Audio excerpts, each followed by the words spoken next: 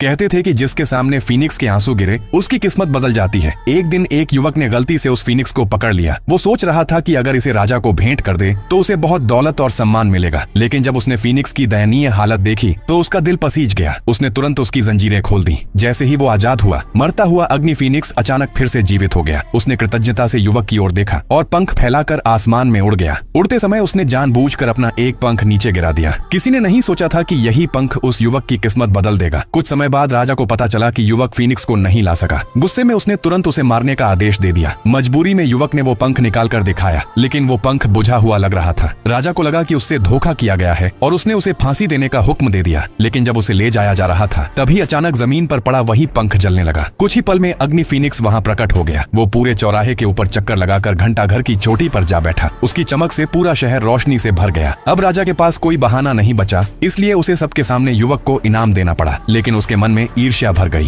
कुछ दिनों बाद राजा ने नया आदेश दिया। उसने कहा कि अवे नाम का वही युवक बर्फीली पहाड़ी पर जाकर बर्फ की राजकुमारी को लेकर आए, क्योंकि राजा उसे अपनी रानी बनाना चाहता था। रास्ता खतरनाक था और राजा को यकीन था कि अवे इस काम में मर जाएगा। अवे के साथ एक सफेद घोड़ा था जिसे उसने पहले बचाया था। वही घोड़ा बाद में जादुई गधे का रूप ले चुका था। उसकी मदद से अवे आसानी से बर्फीली चोटी तक पहुंच गया। अवे सावधानी से बर्फ के महल में गया और सो रही हिमकन्या को जगाया। लेकिन जब राजकुमारी को पता चला कि उसकी शादी बूढ़े राजा से कराई जाएगी तो उसने साफ मना कर दिया और तुरंत खाई में कूद गई। उसे बचाने के लिए अवे भी पीछे कूद पड़ा। ठीक उसी समय जादुई गधा उड़कर वहां पहुंचा और दोनों को बचा लिया। अवे की बहादुरी देखकर राजकुमारी उससे प्यार करने लगी। दोनों वहां से भागना चाहते थे, लेकिन इससे पहले ही राजा के सैनिकों ने उन्हें पकड़ लिया और कैद कर दिया। अवे की जान बचाने के लिए राजकुमारी ने राजा को अमर होने का एक राज बताया। अगले दिन चौराहे पर 3 बड़ी कढ़ाइयां रखी गईं। पहली में खौलता पानी, दूसरी में बर्फ जैसा ठंडा पानी और तीसरी में जहरीला दूध भरा था। राजकुमारी ने कहा कि इन तीनों में एक एक कर डुबकी लगाने से अमृता मिलती है। लेकिन राजा चालाक था। उसने खुद अंदर जाने के बजाय अवे को पहले धक्का दे दिया। राजकुमारी ने तुरंत अपनी जादुई अंगूठी कढ़ाई में डाल दी, जिससे अवे पहली कढ़ाई से बच गया। लेकिन दूसरी कढ़ाई में गिरते ही उसका शरीर जम गया। तभी वही फीनिक्स का पंख फिर से चमक उठा और उसे बचा लिया। फिर वो तीसरी जहरीली कढ़ाई में गिरा। सबको लगा अब अवे नहीं बचेगा,